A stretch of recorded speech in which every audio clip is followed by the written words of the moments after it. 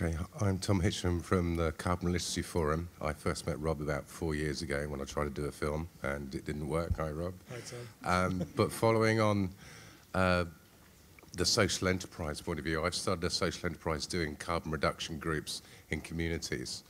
And what I've noticed is that the people doing the groups want to stay together. And it's a community building tool, and it's called Carbon Conversations. There's quite a number of people here who've been involved. Can you put your hands up, please? Okay, quite a few of you.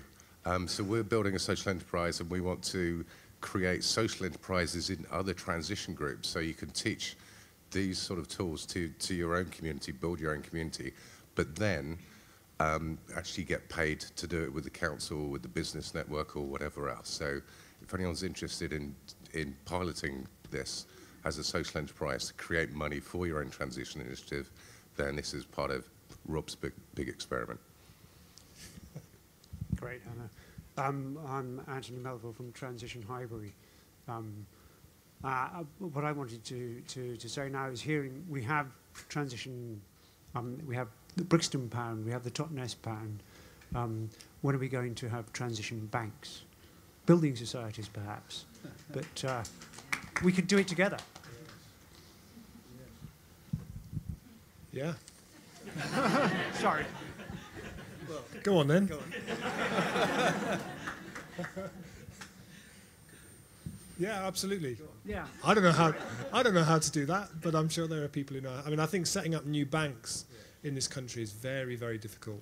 But there are but maybe building. I mean, I don't know that much about it, but I think. I mean, and there are credit unions. There's lots of credit unions up and down the country, which a lot of people don't use. They're there and they're fairly unused. I believe there are people at New Economics Foundation that are working on how to set up building societies. It seems to me that we need a building society in every district council in the country. Yeah, and I think we also need those models for communities to invest into themselves, whether it's bonds or shares or those kind of things, are really, really important. All of those models that bring money inwards to fund this process, because it's getting less and less likely we're going to have a knight in shining armour come running in and start dishing out money to make this happen. We need to cycle our own. The amount of money that each of us spend every week just in doing the basics, well, actually, if we spend that on supporting those things, it'll make a big difference. I think that's an extremely interesting suggestion. I quite agree that banking and finance is, of course, pretty complex. That's true. It's not something that will be done very easily, but I think it's exceedingly important because, I mean, this country has been, at the moment, ruined by what the banks have done. The banks no longer do what they are supposed to do, which is to take in deposits and lend it for investment by business or by homeowners. Now, all the big banks engage very largely in international speculation, use of tax havens, and the most risky and dangerous use of money, which has got nothing to do with national interest or with the people or citizens of the country. I mean, this is an area which desperately needs to be filled by the genuine banking function. And I think once I say it, one has to, Polly's going to draw up a law about how to do this. But in all seriousness, I mean, the truth is, I saw as a headline on the paper today, and you will have done, 100,000 jobs to go in the public sector before the spring. There's going to be, as we all know, a decimation of the public sector. The fact is, the public sector, for all its failures, is a very essential function in this country. And if it is decimated as a result of spending cuts, we're going to have to need an alternative. And I think the idea of thinking very carefully about how some of these functions can be done, together with the idea that Polly mentioned, which I think is a very, very good one, that we need a Transition Enabling Act. I think that's an absolutely brilliant idea. And I would love nothing more than to try and pilot that through the House of Commons.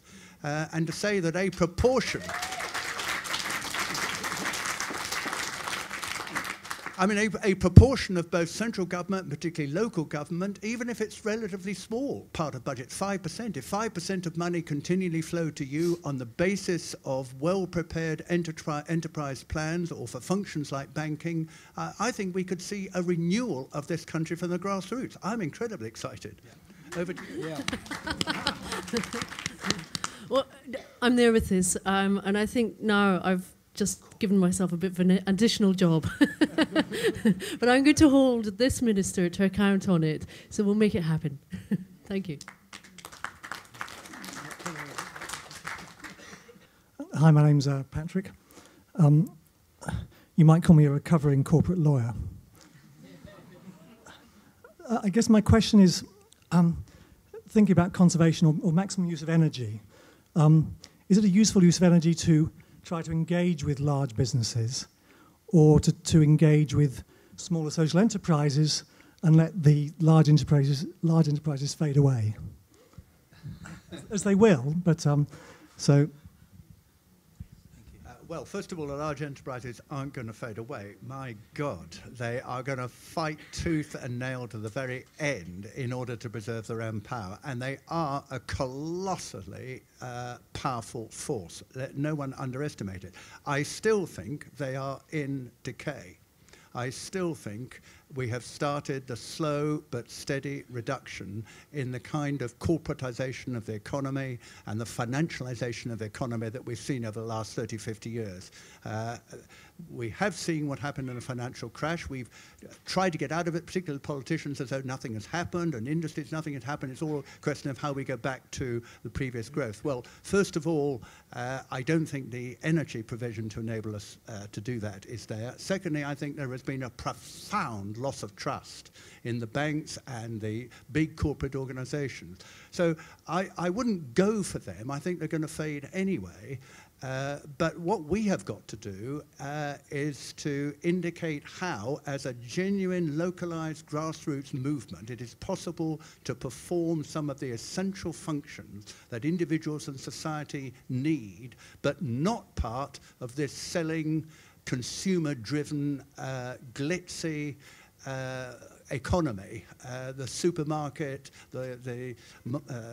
all the shopping malls. I mean, we need a different kind of economy which people participate in and which is actually driven by their own needs, not by Christmas, which tell us all the must-have this year and are hugely advertised and really, in many ways, colossally irrelevant. So I think there's a freshness and an originality, and the more you get back to people's actual needs and satisfying them. I mean, if people were tremendously happy as a result of everything that's happened in the last 30 years, but as we've been told, ever since the 1970s, the level of growth, as it is conventionally measured, has increased all the time, but people's happiness, if anything, has reduced. And it's partly because of exactly what you're doing. People are actually, you know, their nerve cells are becoming alive again. They're actually vibrating a bit, and they feel that they are participant citizens, which is everything that we're meant to be. So I think the future lies with us.